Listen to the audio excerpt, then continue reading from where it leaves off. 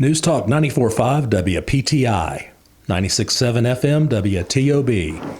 And you're listening to the Wealth Guardians radio show with Doug Ray, helping you to retire that job and keep that paycheck. With me is Brice Payne. Brice, football season is here. Can you see the excitement on my face? That's when we turn this radio show into almost a sports talk show. We do indeed. Yeah, the first segment, or 4/5 of the segment, is going to be talking about how badly the Panthers lost. Oh my gosh! How abysmal the Colorado Buffaloes are, and all of that.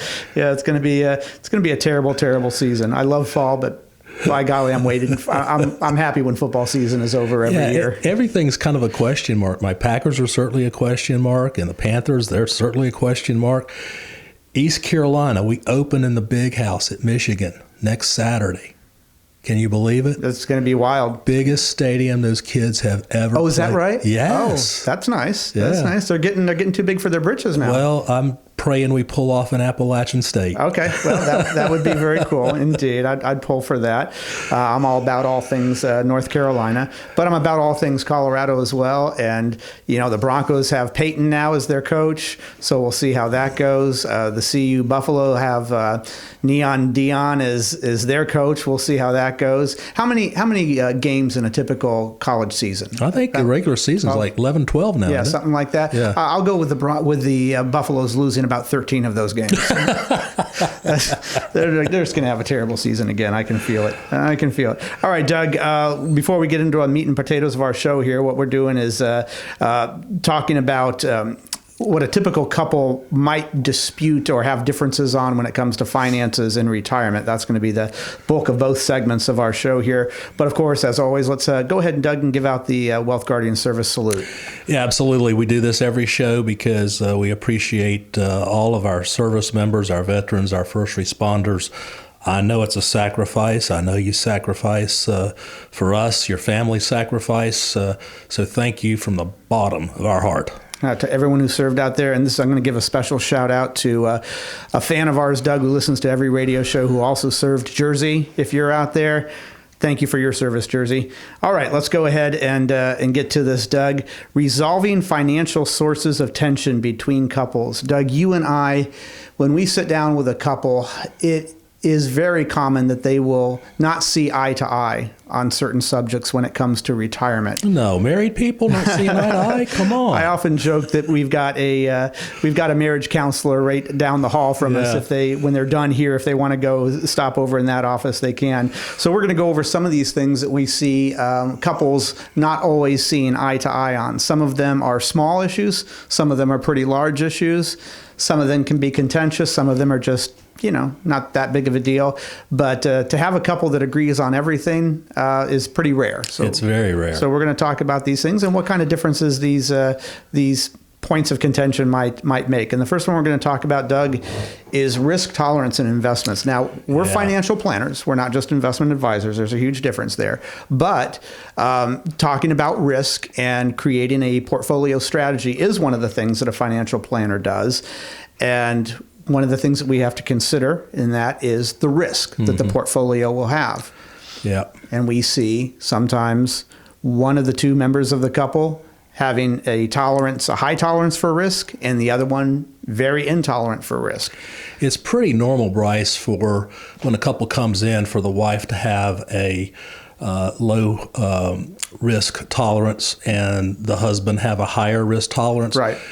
It's more normal if they're closer together, but sometimes we see a situation where it's way out of whack. Wildly different. Where, say, the wife is so risk averse, she wants everything and something guaranteed, and the husband is all about stocks or even options for that matter. Right.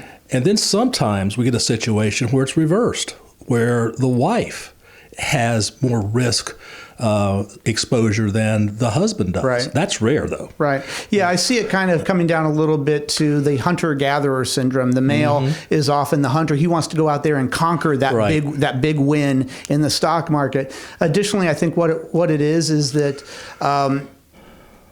the men have been investing in stocks their whole lives. And now that they're retired, they're looking back at a strategy that worked well for them for the last 40 years. Why should they change that strategy? Yeah. When the woman is more about safety and protecting the home and that kind of thing.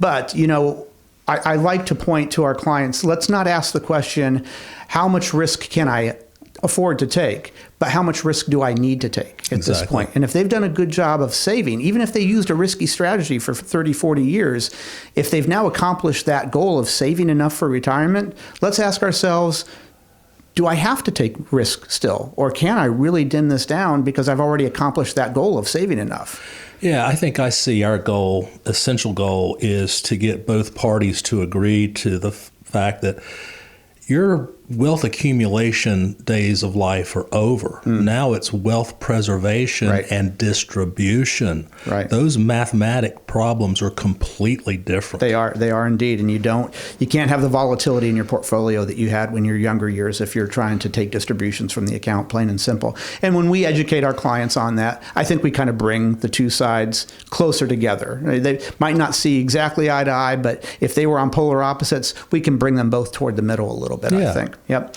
All right. If you're just tuning in, you're listening to the Wealth Guardian Show with Doug Ray, and I'm Brice Payne. And we're talking today in the first segment and the second segment about how to resolve financial differences in a couple when it comes to retirement planning. And the second one we're going to talk about here, Doug, is retirement age. Now, I have learned when we're in that first meeting with somebody who's going through the retirement planning process with us, I'll ask the question, when do you see yourself retiring? And they might say, well, 5 years from now. And then I'll ask a follow-up question. Well, okay, so you see yourself retiring in 5 years from now. If finances weren't an issue at all, and you could retire tomorrow or in the next 6 months or the next year, would you? And I oftentimes get kind of a wide-eyed, they put their head back like they're surprised by the question, their eyes open up and they go, well, yeah.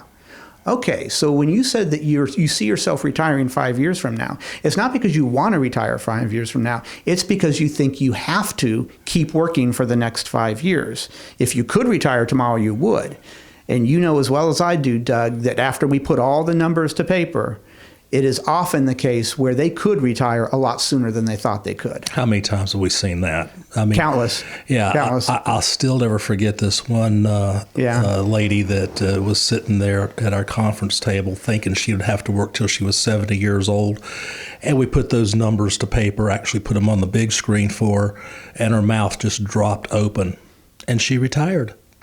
Because she hated her job. Right. Right. It happens all the time. But yeah, sometimes the emotions that you see, it's one of the reasons that you love the job, is giving somebody good news.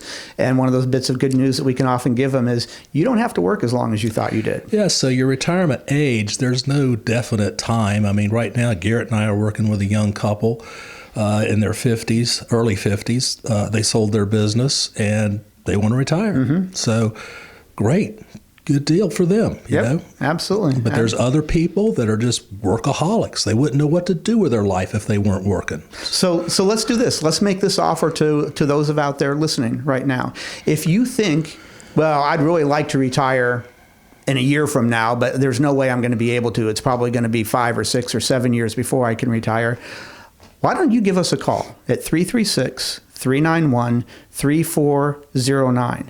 There is no cost and no obligation to sit down with Doug, Garrett, and myself and for us to run all the numbers for you, show you when you might actually be able to retire. And I can bet you there's a good chance that it is sooner than what you think it is out there. And so if you don't want to work as long as you think you have to, we can get you that answer. Now, I can't promise you that the answer will be yes, but there's a good chance that it'll be yes, you can retire sooner. But you got to give us a call, 336-391-3409. We're going to put you through the planning process procedure, which is 4 meetings. We're going to take a look at your current situation, how we can improve that situation, lower your risk, lower your fees, lower the taxes that you're going to have to pay through retirement, lower your RMDs that you're probably going to have to take out at the age of 73, and lower the volatility on your portfolio and create a distribution strategy that has you owing Uncle Sam as little as possible. Wouldn't you want to do that if there was no cost or obligation to you? Doug? Why not? Why not? What have you got to lose other than your gas money to come to our office? And the time. That's it. That's the only thing that you're sacrificing. 336-391-3409 is all it would take for you to sit down with us. You can also go to our website, thewealthguardians.com, and reach out to us that way. And I want you to keep in mind too that while you're listening to this broadcast, if you are so inclined to see this broadcast, you can go to our YouTube channel at The Wealth Guardians to see our studio and our investment quotes of the week. They're right up here on the wall. You can also catch our most recent episodes of our Vault video series, where we break down individual topics on all things pertaining to retirement planning. So we got a lot of things out there in the video world besides just what you're hearing us on the radio. Now, having said all that, it's about time for us to go into break. So it's time for the trivia question. And Doug, as always, are you ready? My favorite part of the show. He says with enthusiasm. All right, Doug, on August 24th, 2006, so a recent one. I'm not going back into ancient times for you. Thankfully. August 24th, 2006, the International Astronomical Union, also known as the IAU, declassified one of our planets in our solar system from a planet to a dwarf planet. Was it Mercury, Pluto, Neptune, Earth, or Uranus? Mercury, Pluto, Neptune, Earth, or Uranus? Which one was it that the IAU declassified down to a dwarf planet? I think I actually know the answer. All right. Well, stick around for the answer to that trivia question and to see if we stumped Doug on the other side of this short break. This is Brice Payne. With me is Doug Ray, and the show is The Wealth Guardians, helping you retire the job and keep the paycheck. And this is News Talk 94.5 WPTI. And this is 96.7 FM WTOB. News Talk 94.5 WPTI. 96.7 FM WTOB. You're listening to The Wealth Guardian Show with Doug Ray, helping you retire the job and keep the paycheck. I'm Brice Payne along with Doug Ray, and in this second segment, we're going to continue our conversation around resolving financial sources of tension between couples when it comes to retirement planning. Now, before we get to our trivia question, I've got two questions for you. A, are you looking forward to your retirement? Well, I know the people of the Triad area, and I'm sure the answer was yes there. Next question, do you want to make sure that you're making the best financial decisions for your retirement? Again, quite certain the answer out there was a resounding yes. So if it was yes to that question that you answered, then I've got great news for you. So does Doug and so does Garrett. We here at the Wealth Guardians offer a no-cost, no-obligation second opinion/review of your retirement plan. This is going to include a deep analysis of your assets, your investment portfolio, your insurance policies, your income needs, your risk tolerance, your risk exposure, your tax mitigation strategies, legacy goals, and even the fees that you're currently paying. Our goal is simple. We want to help you lower your fees, align your risk, and improve your overall retirement picture so you can indeed retire the job and keep the paycheck. So now the ball's in your court. You've got to pick up the phone. You got to give us a call. Punch these numbers in this order: 336-391-3409. Again, 336-391-3409. Give us a call. You can also visit us at our website, thewealthguardians.com, to set up your financial plan review with Doug, Garrett, and myself today. Remember, creating a financial plan is easier than you think. Now, let's go ahead and get to the answer to that trivia question. Doug, here we go. On August 24th, 2006, the International Astronomical Union declassified one of our planets in our solar system from a planet to a dwarf planet. Was it Mercury, Pluto, Neptune, Earth, or Uranus? Well, certainly not Earth, and definitely not Neptune. Mercury's pretty small, but I'm pretty sure it's Pluto.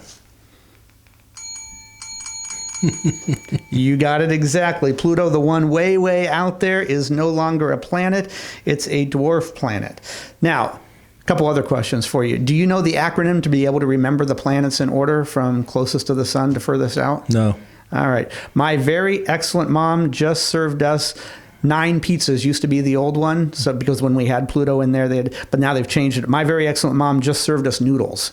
Oh, So that's not the acronym, the phrase that will be able to get you the planets in order. Now, here's another question for you. I didn't know this one. When I was doing the research for this, I thought, I don't know the answer to this. Let me look this up. What is the name of our solar system? The solar system. Phew, I don't know. You know why you don't know? Because according to the IAU, the name of our solar system is the solar system. That is it. That is what the IAU refers to it as, the solar system. I was going to say Milky Way, but that's the galaxy. That's the galaxy, right. So our solar system has a name. It's called the solar system. All right. All right. So there you go. You all learned something out there, didn't you? All right. Well, let's continue now on resolving financial sources of tension between couples when it comes to retirement planning. We tackled risk tolerance as one source of dispute between a husband and wife out there. We got the retirement age. Those were ones we covered in the first segment. Let's move on now, Doug, to legacy for children. Yeah, that's an interesting topic, Brice, because a lot of people come in, they say, well, we had nothing when we came into this world and we plan on leaving nothing. Right. Some people come in and they say, we want to maximize giving to our kids. We want to make sure they got a house, they got their education fund, all that stuff, everything in between. So we do. But now, usually, I think in this one, the husband and wife more or less see eye to eye on that. I think so, too. There's some differences sometimes. Sometimes, maybe the woman is a little more, the mother is a little bit more generous than the dad wants to, kind of kick him out of the nest and say, nope, you're on your own. I was on my own, doggone it, when I was a kid, and you're going to be on your own as well. But there is, let's say that you do have legacy goals for your kids. I oftentimes see a wrong approach to the legacy goal. Let's say that you want to leave each kid $200, $300, whatever the amount is, $100,000 each. A lot of times, a person planning for retirement will think, well, I want to take this $200,000 or $300,000 and put it over an account over here so that it grows a bit, and that's going to be what I leave the kids. But there's a better way to do it than that, Doug, with life insurance. Absolutely. So talk about that for a second. Yeah, because if you get life insurance, number one, you're leveraging your dollars. You can buy way more death benefit with $1 than you can save over your lifetime. And the most important thing about life insurance is it's going to go to them probate-free and, most importantly, tax-free. Tax-free, our favorite two words put together, tax-free. So if you have a legacy goal out there and you think, there's a better way to do it than my just taking whatever amount and putting it in a savings account or in an investment account over here. Yeah, if there's a certain amount of money that you think I'm never going to use, that would be one way to do it. Mm-hmm. But instead of putting it in a savings account, if you put it into a life insurance policy, as you just said, you're going to get a lot more bang for your buck there. So you don't have to put that whole amount. You could have some of it for you and for your vacations or whatever else you want to do in retirement. That's absolutely right. Yeah, and if you've got a big IRA out there that you plan on leaving to your children, think about this. It's going to go to them probably at their highest earning time of their life, and they got to take all that money out in 10 years. That's going to skyrocket their tax rate, which probably then is going to be well into the 30% federal rate. You ought to think about Rothing your IRA account. And we've got a great video in our series called The Vault. Yes, on our YouTube channel, yep. At The Wealth Guardians on our YouTube channel. We just put this one out there in our Vault series, and it shows you the difference that it can make on your nest egg and the type of accounts, not just how much your beneficiaries are going to inherit, but the kind of monies, which is, Doug, just as important as how much, is the kind of monies that they're going to inherit. And there are monies out there they can inherit that are tax-free versus monies that not only are they not tax-free, they're being forced to take the distributions on them soon and in a large sum, which, as you said, doesn't necessarily work well for the beneficiary all the time. Exactly. All right. If you're just tuning in, you're listening to the Wealth Guardian Show with Doug Ray and Brice Payne, and we're going over in this second segment, same thing we did in the first segment, resolving financial sources of tension between couples when it comes to retirement planning. Let's move on to the next one, Doug, emergency fund savings. Yeah. We see some differences in this. This might not necessarily be a huge point of contention, but I oftentimes see one person thinks that they want to have $50,000 sitting in the bank for emergency purposes, and the other wants to see $150,000 stay in the bank. And then some only want a couple hundred. Yeah. So it's our job as financial planners to present numbers to a couple to help them kind of close that gap between where he might be and where she might be, and kind of see more in the middle. And the easiest way to help close that gap and help them see eye to eye is by presenting numbers to them. And if you have a large sum of money sitting in the bank because you want it there for emergency purposes, right now, we know what the rate of inflation is, and we know what the interest rates on savings and checking accounts are, and they're nowhere close to each other. No. You are losing money by keeping too much in the bank. You really are. There's no perfect number out there. The rule of thumb is 3 to 6 months worth of living expenses, at the ready in the bank that you can get your hands on right now. But there's other ways to do it. We call them cash equivalents. You could go out and ladder some treasury bills. Right now, because the yield curve's so inverted, out to 1 year, you can get over 5.5%. So that's quickly liquidated if you need it. I'm going to go on a side rant here just for a second. You just mentioned the inverted yield curve. Talk about what that is, because I think probably 90% of our viewers don't know what you just said there. Because the Federal Reserve, as you well know, has been increasing interest rates now going on a year and a half. What's happened is short-term interest rates are higher than long-term interest rates. That doesn't usually happen. That's not normally the case. Because normally you would expect the longer maturities have a higher degree of risk, so they should pay more in interest. Well, that's not true with an inverted yield curve. Right now, short-term securities, T-bills, are paying probably 1.5 points more than, say, a 20 or a 30-year Treasury note. Mm-hmm. So typically in the past, that has always been an early warning radar for a recession on the horizon. And I think you're starting to see areas in the economy that are slowing down and some trouble spots starting to come up. So watch that yield curve. All right, very good. All right, Doug, let's go ahead and talk about what we can do for a client before we get to the next one here. What do we offer a client when they sit down with us?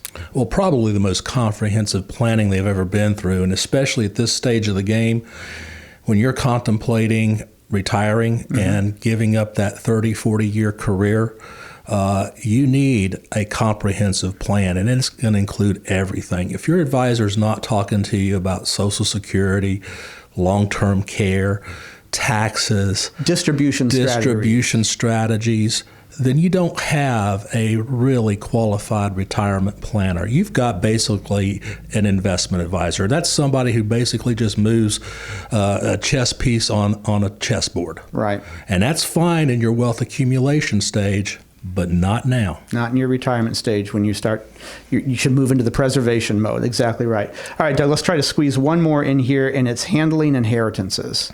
Yeah, that's a big topic. Handling an inheritance for a lot of folks, especially if they're younger when they inherit it, they just don't know how to handle money. A lot of younger folks are not taught well how to handle money. And we have some couples that come in that are very concerned about that. And then, they have a lot of different situations where maybe they have children that maybe one is really good at handling money, the other is not. Right. And maybe they've got a child that's a special needs child, has a learning disability or some kind of a physical handicap, and they need a whole special different way of handling that inheritance. There's a lot of ways you can get an attorney to come in here and help draw up different types of trust to handle those situations. Right. Yeah, I just had my brother-in-law just inherited a large sum with his brother. And of course, the first question that I asked him and anybody else was, they think I'm asking him, what are the investments? Was it mutual funds or what? That's not the question I'm asking him. I'm asking him, what kind of accounts was it you inherited? Were these Roth accounts? Were these IRAs? And like him, with so many others, they have no idea what they just inherited. They want somebody to help them out, but they think, well, should I just roll this over into my IRA? No, you can't do that. Yep. That is not an option, and we have to be smart about this because this is where there could be some real tax consequences. And once we explain this to a couple, they start to see eye to eye because I think they're both in agreement, the husband and wife, that they don't want to pay Uncle Sam more than they have to when it comes to these things. Yeah, and the new IRA inheritance rules are so messed up. Yeah, and messed up. People don't realize the non-spousal beneficiary has to get that money out of the IRA in a 10-year period of time. Exactly. So if anything that Doug and I just talked about here on the show in the second segment or the first segment is ringing true to you and you think you want to sit down with us, 336-391-3409, 336-391-3409. No cost, no obligation to sit down with us. Let us see how we can help you create that financial plan. It's a comprehensive evaluation of an individual's current pay and future financial state by using current known variables to predict future income, asset values, and withdrawal plans. That's the definition of a financial plan. That's what will get you for no cost and no obligation. That's all the time that we have this week, though, folks. Thank you for joining us. We hope the rest of your weekend is everything you want it to be. This is Brice Payne along with Doug Ray. The show's The Wealth Guardians, helping you retire the job and keep the paycheck. And remember, sound financial plans do not create themselves. This is News Talk 94.5 WPTI. This is 96.7 FM WTOB.